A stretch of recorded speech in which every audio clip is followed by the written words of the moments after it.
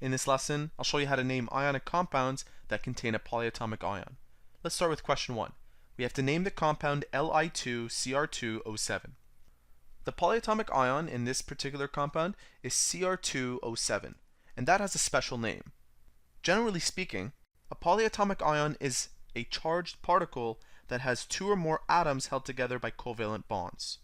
So if we look at our periodic table, we'll find that Cr2O7 has a charge of 2- and it's named dichromate, whereas Li, the cation, is lithium.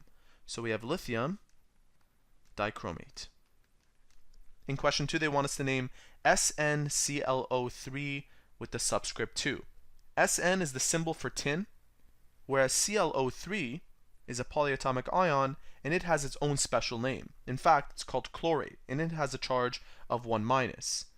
Tin, on the other hand, has two charges, 2 and 4. So when it comes to naming this, we have to be wary of which of those two charges it is. And here's how to decide. ClO3 has a charge of 1-. So let's write that down. Whereas tin has a charge of either 2+ or 4+. Now we know that when these two ions come together, we have a little switch. This has to be 1, and according to this, it's 2. Therefore, it has to be 2+. And the reason why that's important is because when we name this, we write down tin 2 and then the name of that polyatomic ion, which is chlorate.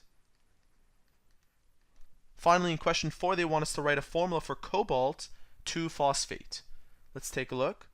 Phosphate is a very popular polyatomic ion in biology, and it's shown right there. Has a charge of 3-, whereas cobalt is shown right here. It has a charge of either 2 or 3+. So to write the chemical formula here, we would write down CO, and since they tell us that it's 2, we write down PO4 in brackets. Make sure that you do that. This 2 goes down here, and the phosphate charge of 3- goes over here, and that is how to name ionic compounds that contain a polyatomic ion.